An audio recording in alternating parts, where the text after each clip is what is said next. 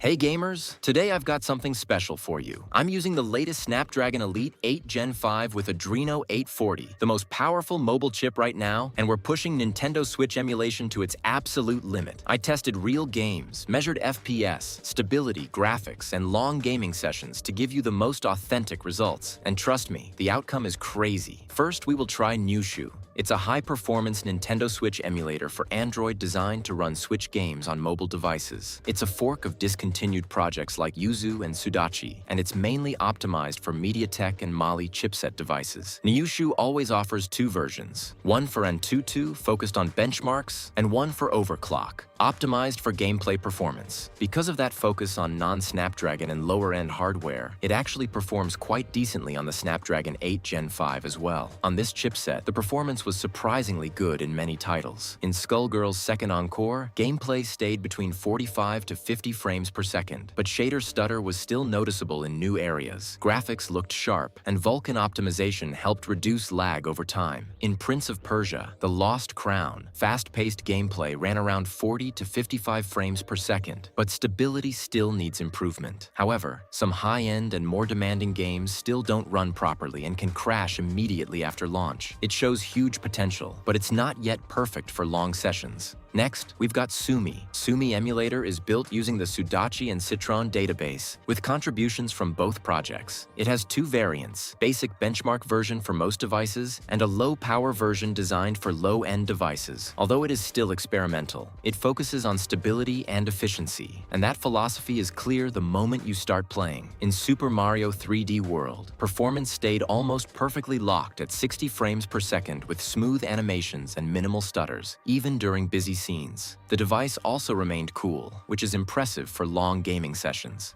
When testing Bayonetta Freeze, the frame rate consistently hovered between 30 to 40 frames per second with excellent frame pacing, making the gameplay feel responsive and fluid. SUMI is actively developed with regular updates focused on optimization and compatibility. However, compared to other fast-moving emulators like Eden and Citron, its performance is currently a bit lower in heavier games. The advantage is better battery life, cooler temperatures, and a more stable experience, making it a great option for long, comfortable gaming sessions. Then we have Kenji NX. It's a popular open-source Android Nintendo Switch emulator, forked from Ryujinx. Optimized for Snapdragon 8 Elite and Mali GPS, it works on many devices and delivers smooth graphics, faster load times, and relatively stable performance. Some games even run better here than on other emulators, making it a solid choice for users seeking a balance between compatibility and visual quality. Kenji NX delivers a balanced experience across titles. Hollow Knight Silksong often runs around 45 to 55 frames per second, thanks to dynamic resolution scaling and optimization features. The emulator also includes performance mode, DRAM optimization,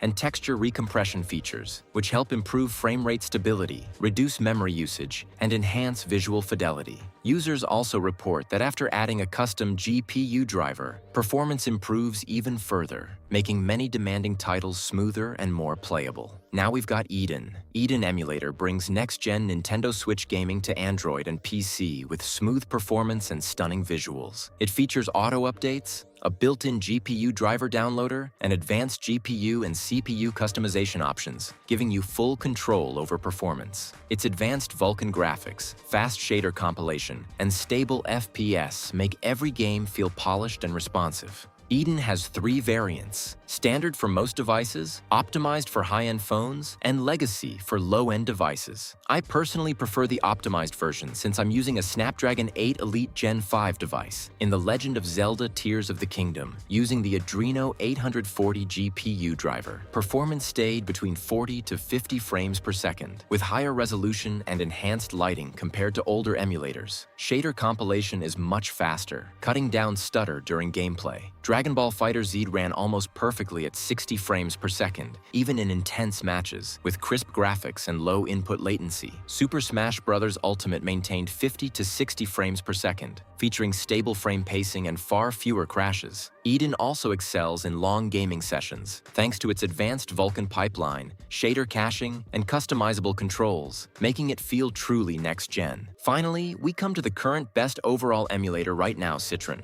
While Eden focuses on raw power and visuals, Citron focuses on stability, compatibility, and smooth gameplay. Many users consider it the most reliable option for daily gaming because it crashes less and works consistently across many devices. Citron has two variants, a standard Android version that works on most devices. The Elite variant includes extra tweaks and optimizations for Snapdragon 8 Elite series devices. So I'm using the Elite variant, and Citron delivers one of the smoothest Nintendo Switch gaming experiences on Android. In The Legend of Zelda: Breath of the Wild, gameplay stayed around 35 to 45 frames per second, with fewer stutters and smoother world traversal compared to most other emulators. In Red Dead Redemption, performance was almost a perfect 60 frames per second, with vibrant graphics and very stable gameplay. In Batman Arkham City, the emulator handled large environments and combat smoothly, staying around 40 to 50 frames per second. The biggest advantage of Citron is stability. It runs demanding games with fewer crashes and freezes, making it perfect for long gaming sessions. Setup is also easier, and many games work without heavy tweaking.